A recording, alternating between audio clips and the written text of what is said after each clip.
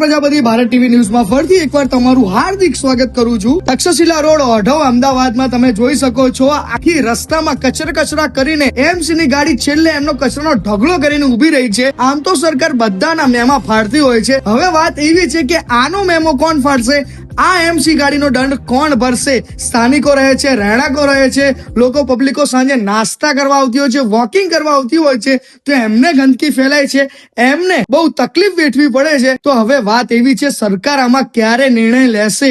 અડધો કલાકથી કલાક થવા આવ્યો ગાડી આમનામ ઊભી છે, તો હવે આનો સોલ્યુશન શું? એ હવે સરકાર ક્યારે નિર્ણય લેશે એ ખબર નથી, પણ સ્થાનિકો રહેણાંકોને રસ્તામાં વાહનોને આવવા જવામાં ખૂબ જ અવર જવરની તકલીફ વેઠવવી પડે છે।